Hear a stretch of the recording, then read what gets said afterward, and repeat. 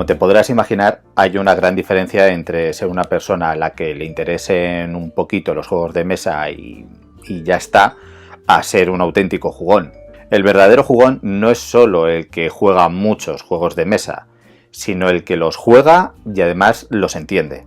Un auténtico jugón es aquel que sabe qué juego sacar en cada momento, para el tipo de grupo con el que se encuentre y sobre todo qué juegos están hechos para él y cuáles, por supuesto, no. En este vídeo vamos a dejar aparcadas lo que son las mecánicas, temáticas del juego y demás para centrarnos en varios conceptos y en varias cosas que yo creo que pueden ser de mucha utilidad.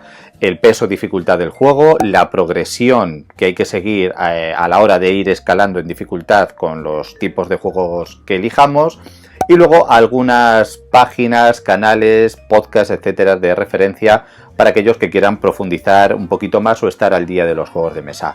No me voy a enrollar más y venga, arrancamos.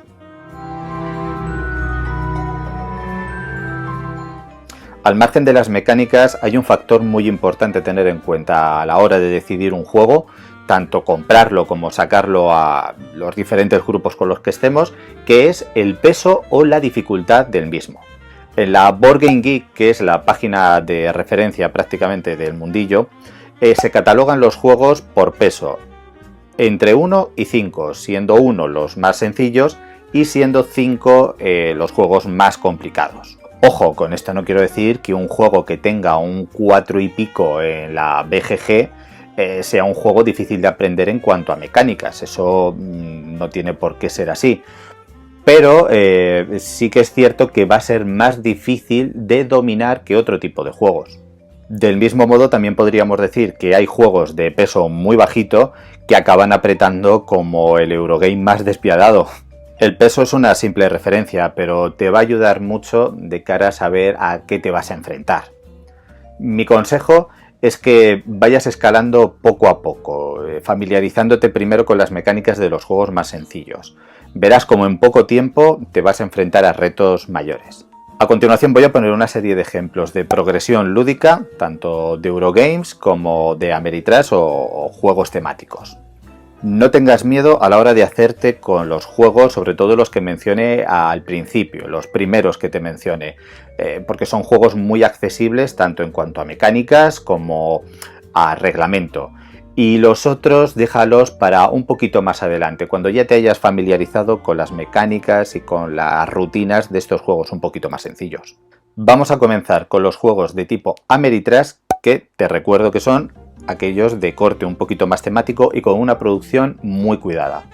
Las leyendas de Andor. Se trata de un juego de aventuras donde encarnaremos a los héroes de las tierras de Andor.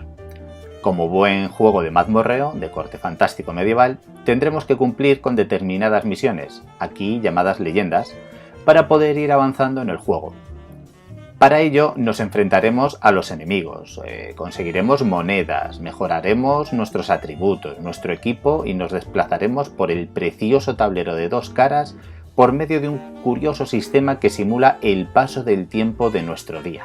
Las leyendas de Andor cumplen el patrón de misiones muy sencillas e intuitivas, desde conseguir un objeto y llevarlo del punto A al punto B hasta vencer al jefe final en determinadas leyendas. Lo curioso de este juego es que no necesita que te empolles las reglas al dedillo, de hecho son solo 4 páginas locas con la preparación y alguna pequeña aclaración, ya que vas aprendiendo a jugar a través de unos mazos de cartas predeterminadas y numeradas que son los que conforman las leyendas. De hecho, la primera partida viene a ser un tutorial que te irá familiarizando con las acciones y las opciones de juego que tienes, implementando poco a poco nuevas reglas y variaciones. Zombicide. Este es uno de los juegos más clásicos que no falla cuando quieres iniciarte en juegos de mesa. Yo te recomiendo Black Plague, que creo que arregla muchos de los errores del Zombicide clásico, y además la temática es la que más me mola. Pero que sepas que tienes este mismo juego ambientado en nuestra época y otro en el espacio. Ahí ya eliges tú. Este juego parte de la premisa básica de matar y tratar de sobrevivir a las oleadas de diferentes zombies que nos lo van a poner muy difícil. Igual que las leyendas de Andor, este juego es colaborativo y parte de las mismas premisas, pelear, sobrevivir y conseguir objetivos. Pero añade una ventaja más que es la del número de jugadores, hasta 6. Además es bastante bonito en mesa y no muy difícil de montar. Y no os preocupéis, tanto en Andor como en este, nadie de tu grupo tendrá que hacer de malo. Los zombies se controlan por medio de una IA muy sencillita. Descent, Viaje a las Tinieblas. Con este juego vamos a subir un poco el nivel, pero si vienes de las leyendas de Andor ya traes contigo bastante recorrido. Volvemos a la temática de fantasía medieval y mazmorreo puro y duro. En este juego podremos jugar hasta 5 jugadores, debiendo tomar el rol del Señor Oscuro uno de ellos. El resto serán los héroes que se le enfrenten. Descent nos presenta una campaña con diferentes escenarios a los que podremos acceder por medio de caminos alternativos según ganemos o perdamos ese escenario. Además de los típicos poderes variables que tiene cada uno de los personajes, aquí añadimos mazos de cartas personalizados según el arquetipo al que pertenezcan. Mucha variedad en cuanto a objetos y armas, cada una con sus características, y el concepto de los incrementos que vienen a ser modificadores incluidos en nuestras tiradas de dados y que potencian estos poderes variables. El Señor Oscuro, por su parte, dispondrá de un mazo de cartas para ir poniendo las cosas difíciles a los héroes, además de controlar todos los grupos de monstruos y jefes de cada escenario. Por último, señalar que este juego es una campaña, por lo que iremos consiguiendo oro y puntos de experiencia a medida que transcurra la partida y que nos permitirá mejorar nuestros mazos de carta y equipamientos, apuntándolo todo en una ficha de campaña y realizando una fase de evento de viaje que nos bonificará o penalizará según la decisión que tomemos. Bien, estos serían los 3 juegos que yo recomiendo y ese sería el orden de progresión lógica. A partir de ahí podemos pasar a una fase ya superior, donde lo que se va a hacer es darle una vuelta a todos estos conceptos que te van a sonar de haberlos visto en otros juegos. A continuación te voy a dejar otros 3 más para cuando te veas preparado y creas que vas a poder subir de nivel. Mansiones de la Locura y Viajes por la Tierra Media. Meto ambos en el mismo saco porque vienen a ser el mismo juego o casi el mismo juego, pero con temáticas muy diferentes. Yo, que soy un fanático de Tolkien, me tiraré a Viajes por la Tierra Media. Pero si te gusta más el terror cósmico de Lovecraft, lánzate sin duda a las Mansiones de la Locura. Ambos juegos presentan mecánicas y conceptos muy similares a los vistos en Descent. Lo único que aquí el malo no lo tiene que manejar un jugador, sino que lo hace una app, que a su vez nos irá descubriendo poco a poco el tablero, nos descubre eventos, nos sirve de tutorial y hasta nos ambienta la partida con música. Nemesis.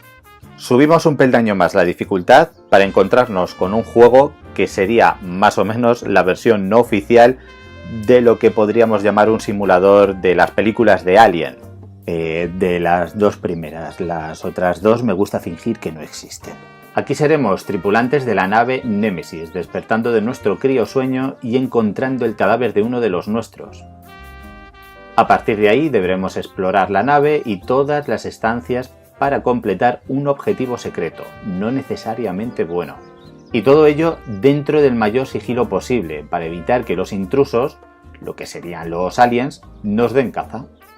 El juego ofrece muchas posibilidades, desde poder usar las acciones de cada compartimento hasta poder sabotear la nave estropeando los motores o cambiando el rumbo para acabar con nuestros compañeros, además de poder emboscarlos encerrándoles en sectores concretos de la nave con los intrusos. No todo es malo, también podremos ayudarles a escapar de la propia nave y, por supuesto, tendremos que enfrentarnos a los diferentes bichos que van apareciendo, investigando sus debilidades, por ejemplo. Para ello, además de las acciones comunes de cada jugador, dispondremos de poderes variables y mazos de cartas personalizados según el personaje que elijamos. Mage Knight. Aquí nos enfrentamos a un juego profundo y complejo, y nada recomendable para aquellas personas que no estén habituadas ya a los juegos de mesa. Mage Knight es un juego de exploración muy recomendable para jugar en solitario, aunque admite hasta 4 jugadores.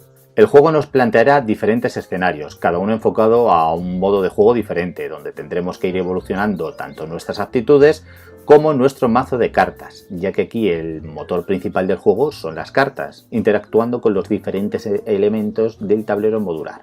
Podremos encontrarnos localizaciones donde contratar mercenarios que se unan a nuestra causa, Asaltar dichas localizaciones, matar enemigos, conquistar ciudades y subir y bajar de popularidad, lo que nos hará más fácil o más difícil el conseguir ciertas mejoras. Además, no nos moveremos de manera homogénea por el mapa, sino que todo dependerá del tipo de terreno que queramos atravesar o si es de día o de noche. Como ya te he dicho, el motor del juego son las cartas y será nuestro mazo el que nos permita realizar todo tipo de acciones, desde movernos hasta lanzar potentes hechizos e incluso recibir heridas, las cuales deberemos de curar o acabarán ocupando espacio en nuestra mano y limitando nuestras acciones. Ahora vamos a dejar atrás los juegos temáticos y narrativos para centrarnos en los Eurogames. Te recuerdo que son los juegos de gestión donde prima más las mecánicas que la temática. Empezamos con 3 asequibles. Stone Age. Este es posiblemente uno de los mejores euros de iniciación. Viajamos a la Edad de Piedra para tomar el control de un clan de hombres prehistóricos. Partiremos de un número de trabajadores que podremos ir ampliando y que deberemos colocar en el tablero central para realizar acciones. Deberemos conseguir recursos para alimentar a nuestra tribu, construir cabañas o comprar cartas que nos darán beneficios inmediatos y puntos al final de la partida. Habrá espacios en el tablero que no estarán limitados y otros que quedarán bloqueados una vez puestos un determinado número de trabajadores. El número de recursos dependerá del número de trabajadores que situemos en un área. Tiraremos el mismo número de dados que trabajadores en ese área y nos llevaremos los recursos según el valor de los mismos. Ceilón. Se trata de un juego del que se habla bastante poco, pero que tiene una cantidad de virtudes que lo hacen muy reivindicable. Aquí tomaremos el rol de comerciantes de té. Tendremos que plantar, recolectar y vender nuestro producto a la vez que vamos mejorando nuestras acciones contratando asesores. El giro viene en que el tablero está formado por losetas que se montan en 3 alturas, simulando las distintas altitudes en las que plantaremos té. Dependiendo del nivel donde plantemos, podremos recolectar té negro, verde o blanco, que deberemos recolectar para completar los pedidos específicos que irán saliendo a lo largo de la partida. El motor de juego de Ceilón es una mano de cartas que nos permitirán realizar acciones, y a su vez también se lo permitirán al resto de jugadores, que podrán aprovechar la acción pasiva o descartada de la carta que juguemos, lo que le da un punto estratégico bastante interesante. Saqueadores del Mar del Norte. Este es uno de los Eurogames de iniciación más respetados dentro de la comunidad jugona. En este juego seremos intrépidos vikingos que deberán prepararse lo mejor posible para lanzarse a saquear las tierras más allá de sus fronteras. Para ello deberemos conseguir provisiones y monedas para contratar la mejor tripulación y alimentarnos durante nuestra travesía. Se trata de un euro de colocación de trabajadores, solo que solo dispondremos de un único trabajador. Durante nuestro turno colocaremos nuestro meeple para realizar una acción del tablero central y recogeremos a otro trabajador para realizar la acción donde estaba colocado, de modo que podremos llegar a hacer hasta 2 acciones en la fase de conseguir recursos. Cuando salimos a saquear solo realizaremos esa acción, pero nos llevaremos otro tipo de recursos más potentes, como el ganado, el hierro y el oro. Además de desbloquear trabajadores de diferentes colores que nos permitirán acceder a otras zonas de saqueo.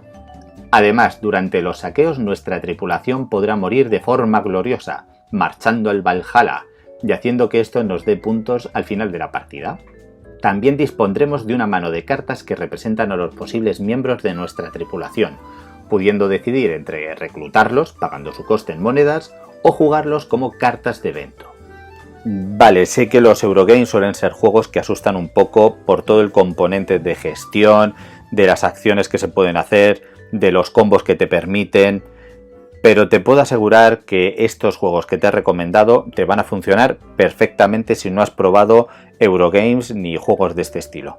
Y ahora viene la recomendación para aquellos que quieran subir un pasito más allá o para aquellos que ya se estén habituando a los juegos Euro un poquito más blandos. Los viajes de Marco Polo. Se trata de un Eurogame donde vamos a sustituir la clásica colocación de trabajadores por trabajadados. Habrá un tablero central con ciudades conectadas mediante rutas por donde podremos viajar y conseguir los recursos o beneficios propios de cada una de ellas. Dispondremos de un tablerito personal, de una serie de puestos de comerciantes, un personaje con poderes variables y 5 dados que serán nuestros trabajadores. El objetivo del juego es conseguir el máximo de puntos posible, cumpliendo contratos y estableciendo rutas comerciales. En nuestro turno tiraremos nuestros dados y luego los iremos colocando en el tablero central para conseguir recursos dependiendo del número de dados que utilicemos y el valor de los mismos, y también si ya hay dados de otro jugador en el espacio donde queramos colocarnos. Dinosaur Island. ¿Quién no ha querido montar su propio parque de dinosaurios? Este juego recoge el espíritu de la mítica peli Parque Jurásico y nos lo pone en mesa en forma de juego. Aquí deberemos gestionar nuestro parque temático en 4 fases, donde deberemos contratar científicos y mejorar nuestra tecnología para crear dinosaurios, investigar con ADN, construir atracciones e instalaciones lúdicas y abrirlo al público. Eso sin olvidarnos de no descuidar la seguridad o tendremos algún que otro susto. En la primera fase usaremos a nuestros trabajadores para las investigaciones relacionadas con los dinosaurios, además de variar el nivel de amenaza. La segunda fase sería la fase de compras de losetas de atracciones, especialistas o mejoras de laboratorio. En la tercera fase podremos mejorar el ADN adquirido y con él crear diferentes tipos de dinosaurios, siempre que tengamos cercados, claro.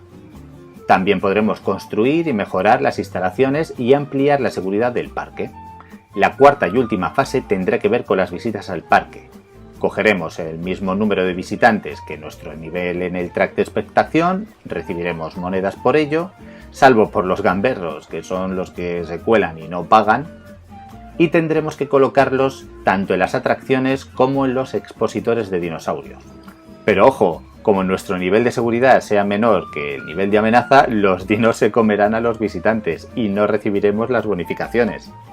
Además, habrá cartas de objetivos de final de la partida y otras de giro argumental que nos cambiarán la partida en un momento dado. Terraforming Mars. Con este último ejemplo vamos a viajar a Marte para terraformarlo. Dispondremos de un tablero central que representa el planeta Marte y donde estarán colocados los indicadores de oxígeno y temperatura, que se irán regulando a medida que entre todos vayamos terraformando el planeta, creando océanos, mares, vegetación, además de las colonias. Cada jugador tendrá un tablerillo donde se marcará la producción de recursos, una carta de corporación con poderes variables y unos recursos iniciales. Entre estos recursos estará nuestra mano de cartas, que representan proyectos relacionados con la terraformación. En la primera fase de juego robaremos cartas de un mazo común y pagaremos por las que queramos quedarnos. En la segunda fase podremos pagar el coste de las cartas para jugarlas siempre que cumplamos los requisitos que éstas nos marquen. Descartarnos de alguna para conseguir créditos extra o pagar por ayudar a terraformar Marte, subiendo la temperatura, el oxígeno o bien colocando losetas de ciudad, agua o vegetación en el mapa. Las cartas podrán darnos acciones extra, variar nuestro nivel de producción o eventos inmediatos. En la tercera y última fase produciremos recursos en base a nuestros niveles de producción y a las cartas jugadas. Como ves, hay patrones comunes que se repiten en juegos del mismo estilo o temática. Lo único que se hace es añadir mecánicas o darle una vuelta a las mismas. Lo mejor para no abrumarte es empezar con los juegos más sencillos y, como hemos visto, ir aumentando progresivamente en la dificultad. Si necesitas más información sobre el peso y la dificultad de los juegos, yo te remito a la página Board Game Geek, que suele ser bastante acertada en ese sentido. Si te apetece seguir informándote un poco más sobre juegos de mesa y leer reseñas, yo te recomiendo seguir los blogs de Missy Geek, el Club Dante, Misut Mipel y Mueve Cubos. Y si quieres algo más visual, como los canales de YouTube, yo te recomiendo, sobre todo para gameplays y para pequeños tutoriales o grandes tutoriales de juegos de mesa, las páginas de Análisis Parálisis, Zacatrus y Una. Bueno, espero que toda esta información te sirva. Sin más, me despido hasta el próximo vídeo. ¡Adiós!